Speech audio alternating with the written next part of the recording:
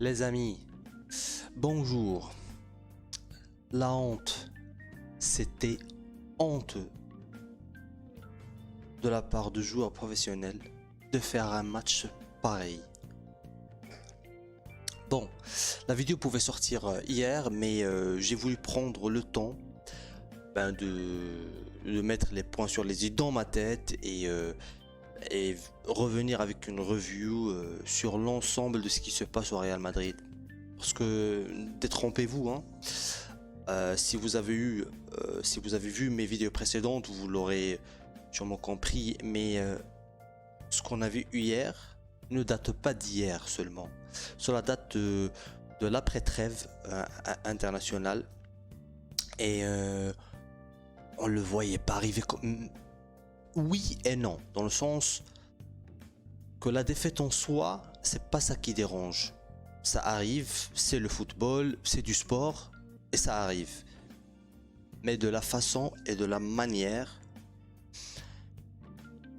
Donc, pour commencer, je tiens à féliciter le Rayo Vallecano. Ils ont fait un match, mais super, intense, fort. C'était intelligent. Ils ont joué leur jeu de leur manière. C'est vrai, il y a eu un peu trop de tension. On a eu 11 Neymar sur le terrain et tout. À chaque fois, chaque contact, on avait le Rayo qui était là, le joueur du Rayo, n'importe lequel, hein, qui devait un peu faire le malade, hein. Donc je tiens encore, et je le redis, à féliciter le Rayo. Tout cela n'est pas une excuse. Tout cela n'est pas une excuse. On va y revenir un peu plus tard. Alors, le Real Madrid. On l'a vu contre l'Osasuna, contre Girone, contre Leipzig, contre le Shakhtar. Et là, première défaite en La Liga, mais depuis des mois, qui vient juste après la première défaite en Champions League, il y a cela 2 semaines contre Leipzig. On aurait pensé que le Real, ça y est, avait rebondi et juste après, avec le match du Celtic qu'ils ont gagné 5-1, on s'est dit peut-être voilà, mais non. Là, on retombe vraiment très bas, très bas, parce que hier, il n'y avait aucun joueur professionnel sur le terrain, mais je dis aucun. Et je parle du match d'hier. On était tout à fait mangé. Aucun joueur du Real n'a procuré du foot. J'étais là en mode en mode mondial. Voilà, on le sait. C'est dans 2 semaines. Je pense que la majeure partie des joueurs, ils ont reçu leur convocation et tout. Ils ont la tête ailleurs. Ils se préservent. Ils disent pas de blessure, c'est juste le Rayo. Et là, j'aimerais m'attarder sur ce point-là. C'est juste le Rayo. On dirait ça sur Girone, ça va. Alors, le Rayo Vallecano est 9ème de la Liga. Donc, juste avant le match d'hier, était 9ème de la Liga. Et ils viennent avec 2 victoires consécutives. Et sur 18 points, ils en ont gagné 13, je pense. 11. Donc sur 6 matchs, ils ont eu une seule défaite et 2 égalités. Ils ont eu l'égalité au Camp Nou, au Metropolitano, donc contre l'Atlético et le Barça. Ils n'ont pas perdu de points contre l'Atlético et le Barça. Ils ont gagné le Séville. Donc, en tant qu'entraîneur Ancelotti, comment il a... Je sais pas... Parce que là, il faudra pas blâmer que les joueurs, mais aussi le coach. Parce que hier, Ancelotti, encore une fois, passif. T'as le mec qui regarde comme nous le match. Bon, oui, il est là sur son banc, il se lève, oui, de temps à autre, mais 75e minute pour faire le premier changement, alors que tu vois que ton équipe n'y arrive pas du tout. Et ça, pas à la 60e minute, mais dès la première. Le Real a joué 3 minutes. 3 minutes lors de la première mi-temps. 3 premières minutes. Le but du Rayo qui arrive sur des fautes. Et hier, j'ai vu ressurgir le pire du Real Madrid. Le pire de ce que le Real peut fournir. Je l'ai vu hier. Ça date, mais ça date de loin. Ce que j'ai pu voir hier, vraiment, c'était honteux, catastrophique. C'était dégueulasse à voir. La première mi-temps, j'étais quoi? À un moment même, ça y est, j'ai pris... j'étais en train de faire autre chose, quoi. Il n'y a rien qui se passait. Le Rayo a dominé le match de fond en comble. Ancelotti, il y a des gens qui servent... Tu penses que il faut regarder les matchs du Rayo? Non, je pense que c'est la normale. Hein. J'aurais fait la même chose. Comment ne pas voir ce que cette équipe réellement est? Ils ont souffert. Alors, leur 9e place est justifiée. Hein, dans le sens que ils auraient pu être en 3e ou 4e place facilement. Ils ont perdu des points en début d'année. Il y a eu un nouveau coach qui les gère très bien au jour d'aujourd'hui. Donc Ancelotti, comment c'est possible de ne pas voir ce match-là? De ne pas voir... je sais pas, si ils ont regardé les vidéos du Rayo, comment tu peux jouer ainsi? Parce que là, j'étais en mode, ouais, c'est une petite équipe, le Rayo. Sur les 20 derniers matchs, on en a gagné. On a perdu un seul sur 20 matchs. Ça y est, on va se les manger. Ils étaient tous là, bon, d'accord, le but va arriver. Et bam, le premier but à la 4e minute. Et on a même mené au score. Mais ils sont revenus, mais ils nous ont tartiné. Ils étaient en mode Sennen Gorosh, quoi. Ils étaient... leurs joueurs, mais étaient tous en mode berserk. Mais tout au long du match. Mais là, comme j'ai dit, là on le voit juste après. On a commencé à le voir juste après la trêve contre Osasuna, contre Girona, contre Shakhtar, Leipzig. Comme je le redis, parce que le Real est en chute, Et c'est pas parce qu'on a gagné le Celtic. Le Celtic déjà, bon, ils s'en foutaient. Ça y est, ils étaient disqualifiés. Il n'y avait plus rien à gagner pour eux. Donc voilà, ils sont là, ils ont fait le show avec le Real. Mais c'est surtout les derniers matchs, le Real, même sur les matchs gagnés, le Real s'en sort limite. Hier, on avait besoin de grinta, de la force mentale, et non pas seulement que de talent. Le talent, il y est. Mais hier, il y avait besoin d'être là sur le terrain, ne pas être ailleurs, de se montrer fort, parce que hier... même Courtois, il était limite. Défense quasi Mendy et Carvajal. Oh mon Dieu, le Mendy et Carvajal.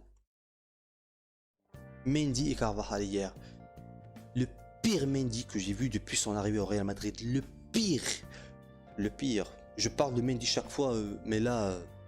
Hier, Mendy, il ne servait à rien. Offensivement, non, n'en parlons même pas, jamais de la vie. Mais défensivement, il s'en est pris. Carvajal, sur le premier but, il veut se la jouer hors jeu. Il se prend sur le 3e but du penalty. Oh là là, c'est pas possible. Et le pire, il donne le penalty et il le redonne. Comme on a vu sur le ralenti, au moment du tir du penalty, il était déjà dans la zone, lui il va pas attendre. Tchouaméni inexistant, même Modric hier, impossible de faire une passe. Vinicius hier, il a fait ce qu'il fait normalement, sauf que hier il s'est fait tartiné, il s'est pris des coups de pied, des coups de main, des jets, tout ce qu'on peut imaginez, mais bon, ça on s'en fout. L'arbitre, on va même pas en parler parce que en temps normal, on n'en parle pas parce que le Real gagne, on n'en a pas besoin. Même s'il va donner, parce que des fautes, il en existera toujours, qu'on le veuille ou pas. C'est comme ça, c'est humain. Et si on revient à l'arbitre, c'est que on a tellement rien à dire qu'on va juste dire bah, c'est à cause de l'arbitre. Bah, alors que non, alors que la victoire du Rayo Vallecano est à 1000% méritée. Il n'y a rien à dire après ça. Il y a eu des fautes pour le Real et contre le Real. Donc on n'en parle pas. Le milieu était inexistant. Valverde, pareil. Aucune passe. Asensio, pareil. Rodrigo. Hier, Rodrigo. Je suis le premier à dire que j'aime bien Rodrigo. J'aime bien ce joueur-là. Rien. Devant les cages, ils étaient inoffensifs. Tous, mais tous. 10 000 passes perdues, mais hier, oh là là. J'étais là, avec ma femme a regardé le match, je me dis mais c'est pas possible, mais c'est quoi? Ils avaient un niveau d'amateur, quoi, pire. Des centres, des passes juste comme ça. Mais vraiment, on dirait un match, un friendly, où tu dis bon. Et là, j'interpelle le coach. Encore une fois, à quoi servent les autres joueurs à quoi servent les autres joueurs? 75e minute, on était mené au score sans que le Real ne fasse aucun changement, ni tactique, ni sur le terrain, rien du tout. Ancelotti, il était encore là, assis à regarder. Comme nous, quoi. Alors qu'il y avait à faire. Alors que, on se le dira, rentrée de Camavinga, rentrée de Mariano,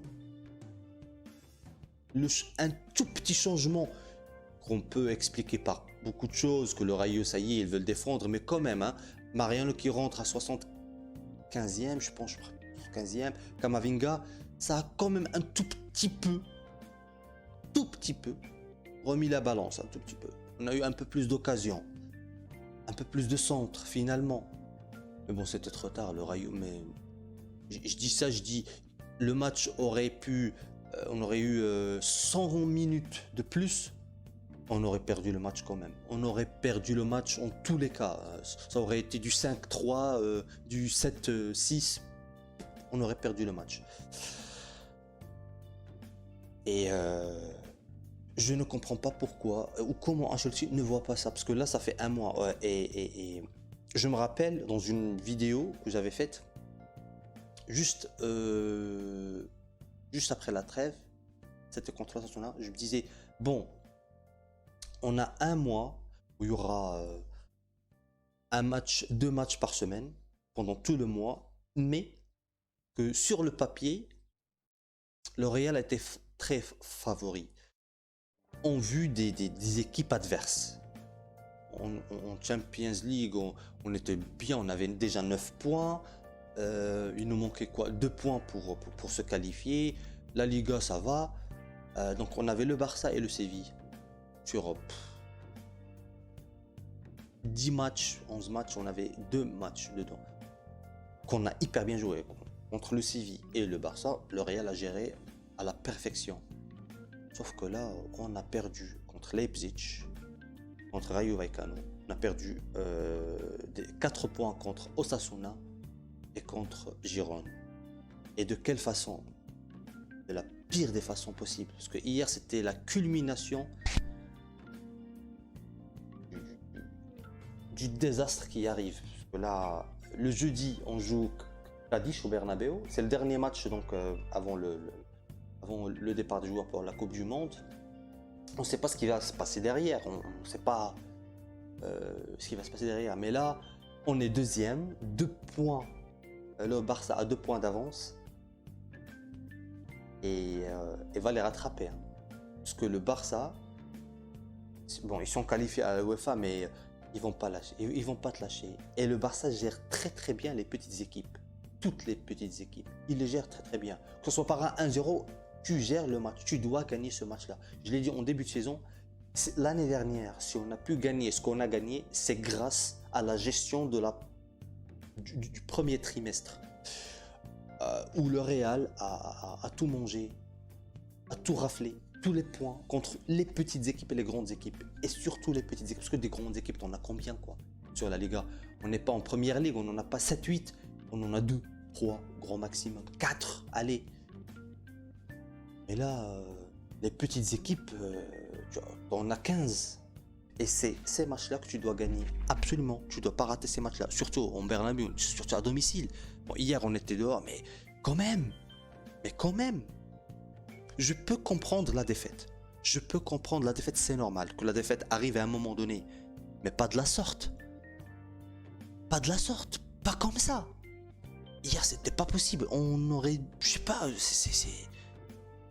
c'est une équipe de 18e division d'un pays X. C'est honteux, c'est affreux ce qu'on avait eu hier. Et il n'y a pas que les joueurs à blâmer. Les joueurs, bien sûr, mais aussi le staff technique, le coach et tout le reste. Parce que la même compo qui joue chaque fois. Et il y a des joueurs qu'on estime qui vont jamais être remplaçants, quoi. Même quand ils jouent pas mal. Alors que parfois ça fait du bien de commencer le match sur le banc et regarder un peu, voilà, de remonter la grinta, de remonter cette agressivité footballistique, cette envie de jouer et tout. Alors que quand tu joues sur, ça y est, parfois tu dis bon, ça y est, je suis titulaire, ça va, hein. Vraiment, bon, une longue vidéo, mais j'aurais pu faire la vidéo en 2 minutes, quoi. Dire bon, non, c'est honteux, c'est désastreux, voilà, parce qu'il y avait rien. Mais bon, c'est vrai que il faut quand même voir un peu ce qui se passe, et c'est dommage parce que sur le banc, on a quand même des joueurs qui ne jouent pas beaucoup, qui pourraient apporter quelque chose, je pense. Là, quand je vois Mariano hier, comme il rentre, il veut jouer. Sûrement, il joue jamais, il joue 5-2 minutes parfois. Et sur la compo, on peut changer de compo tactiquement selon les matchs. C'est normal, non? Bon. C'est tout ce que j'ai à dire sur ça. Donc juste avant de finir la vidéo, on parle de la Champions League, le tirage au sort qui nous met, mais bien sûr, contre Liverpool. Alors on aura Liverpool, puis après si on passe, on aura du Manchester City, bien sûr, on aura du Bayern ou du PSG, bien sûr. Mais bon, tant mieux, on veut de bons matchs, et tant mieux. Qu'est-ce qu'il y a eu d'autre? Il y a le Bayern PSG. Il y avait un grand match, un autre grand match, je me rappelle pas. Mais bon, c'est vrai que là, c'est vraiment les gros matchs. C'est Bayern, PSG et Real Madrid, Liverpool. Je voulais... Tant mieux pour nous, je pense. Un Liverpool qui n'est pas au top. Mais là on est encore loin. Hein. C'est en février, donc je pense... On a 3 mois encore, c'est après le mondial, on verra comment les choses vont se passer. Mais bon, il y a pas mal de choses à dire. Le tirage au sort, il y a des équipes un peu qui ont eu des petits matchs et tout. Mais bon, je pense que c'est faire, c'est ok. Heureux qu'on ne doit pas se taper encore le PSG, parce que là ça aurait été un peu trop. Non mais sérieux. Bon, je pense qu'on va se revoir le jeudi pour l'analyse du Shakhtar, si tout va bien. Shakhtar du Kaddish. Bon, d'ici là mes amis, prenez soin de vous et salut. Peace.